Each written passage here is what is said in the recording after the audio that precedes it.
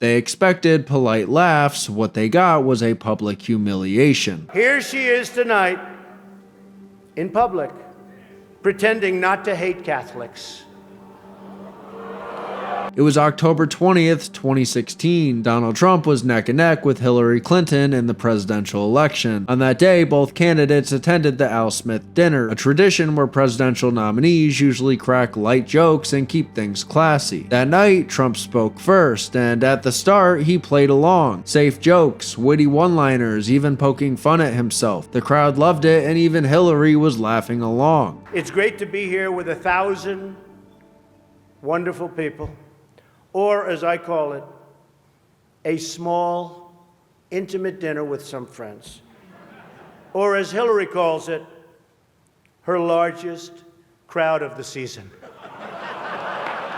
I have no doubt that Hillary is going to laugh quite a bit tonight, sometimes even at an appropriate moment. In fact, just before taking the dais, Hillary accidentally bumped into me, and she very civilly said, "Pardon me."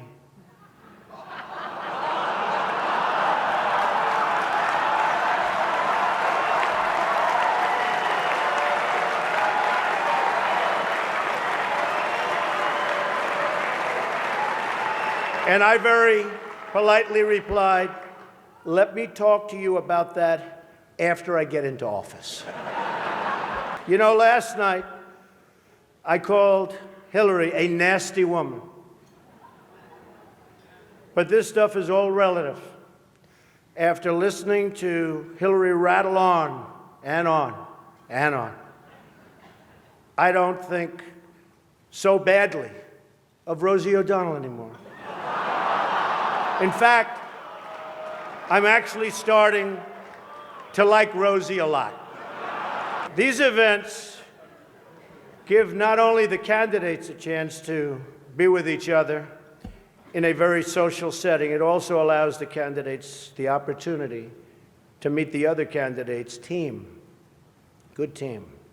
I know Hillary met my campaign manager, and I got the chance to meet the people who are working so hard to get her elected. There they are, the heads of NBC, CNN, CBS, ABC. There's the New York Times right over there, and the Washington Post. They're working overtime. True. The crowd was delighted. The guy to Trump's right, Jim McGillivray, executive vice president of UBS Bank and a board member of the Al Smith Memorial Foundation, his face said it all. Throughout those clips, he was probably thinking to himself, all right, this won't be so bad after all. Until Hillary is so corrupt. She got kicked off the Watergate Commission. What came next was the brutal truth. The crowd was warmed up, comfortable, and even laughing. And that's when Trump struck. He went right at Hillary. His first jab, a joke about the 39 times she told the FBI she couldn't recall or couldn't remember when asked about her secret email server. Now, I'm told Hillary went to confession before tonight's event. But the priest was having a hard time when he asked her about her sins, and she said she couldn't remember 39 times. Nah. Yeah, the crowd wasn't feeling that one, and from there, it only got rougher. Trump's jokes turned into brutal jabs and a hard dose of reality for the elites in that room. Hillary is and has been in politics since the 70s. What's her pitch? The economy is busted. The government's corrupt. Washington is failing. Vote for me. I've been working on these problems for 30 years. I can fix it, she says. I wasn't really sure if Hillary was going to be here tonight because I guess you didn't send her invitation by email. Or maybe you did, and she just found out about it through the wonder of WikiLeaks. We've learned so much from WikiLeaks. For example, Hillary believes that it's vital to deceive the people by having one public policy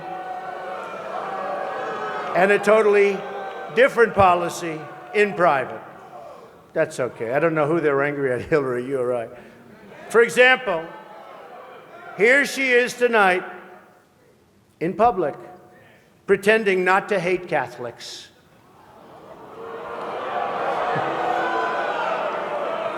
Now, if some of you haven't noticed, Hillary isn't laughing as much as the rest of us.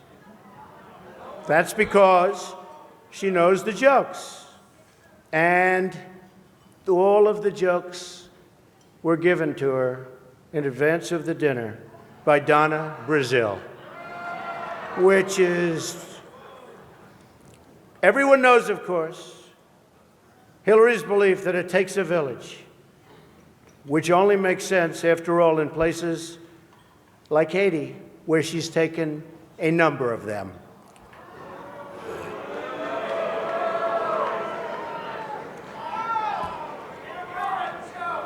Thank you. That one stung. Trump was taking aim at the Clinton Foundation scandals in Haiti. After the 2010 earthquake, billions in relief money poured into the country, and the Clintons were at the center of it. But ask the people of Haiti what they got, and the answer is almost nothing. Villages left in ruins, families still living in tents, while connected insiders lined their pockets. Haitians even protested outside the Clinton Foundation's offices for years, accusing the Clintons of using the Caribbean island to enrich themselves.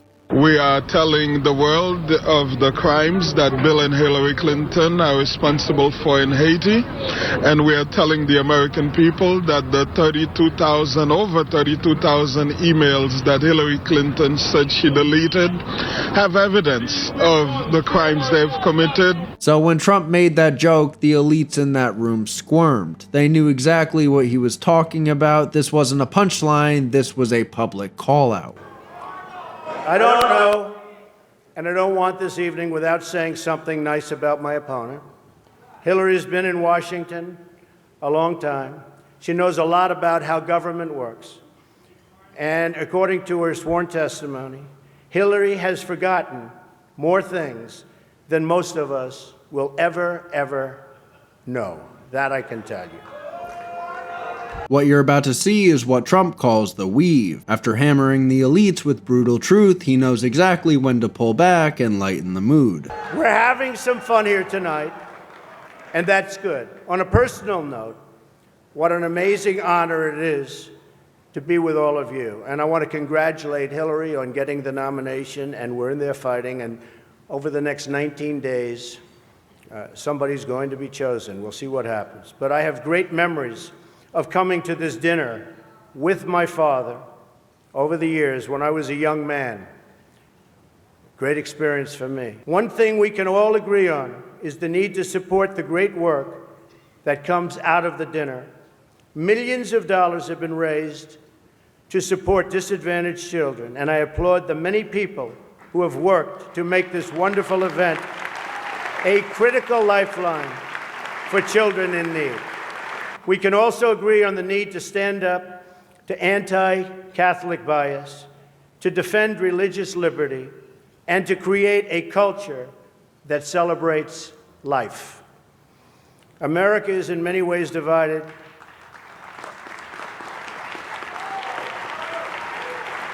Thank you. Man, Trump dragged that crowd through the 5 stages of grief. First, denial. Wait, is he actually being nice to us? Anger, when he started calling them out. Bargaining, as people shouted back at him. Depression, when he suddenly turned serious and classy again. And finally, acceptance, when they had no choice but to clap. And did you notice at the end the cardinal wiping the sweat off his forehead as Trump plays nice again? Mwah! Chef's kiss. Amazing. But that night, Trump wasn't just a speaker, he was the master of ceremonies. From there, Trump wrapped up with a message of unity. Then it was Hillary's turn, and let's just say her speech aged about as well as her husband. It was stiff, robotic, and packed with the usual scripted political babble. She went on for minutes like that until she finally turned her sights on Trump. You know, because this is a friendly dinner for such a great cause, Donald, if at any time you don't like what I'm saying, feel free to stand up and shout wrong while I'm talking. Donald, after listening to your speech, I will also enjoy listening to Mike Pence deny that you ever gave it. Now, you notice there is no teleprompter here tonight, which is probably smart because maybe you saw Donald dismantle his prompter the other day. And I get that. They're hard to keep up with, and I'm sure it's even harder when you're translating from the original Russian. This dinner brings together a collection of sensible, committed, mainstream Republicans, or as we now like to call them, Hillary supporters. Now, some of my critics, and I hear that too, they think I only say what people want to hear. Well, tonight that is true. And here's exactly what you want to hear. This election will be over very, very soon. 3 weeks later. Donald J. Trump is now President of the United States. This night mattered because Trump looked the establishment right in the face and said what most of America was thinking. I draw a parallel to the White House Correspondents Dinner in 2011 when Trump was roasted by then President Barack Obama. But no one is happier, no one is prouder to put this birth certificate matter to rest than the Donald. And that's because he can finally get back to focusing on the issues that matter. Like, did we fake the moon landing? What really happened in Roswell? And where are Biggie and Tupac?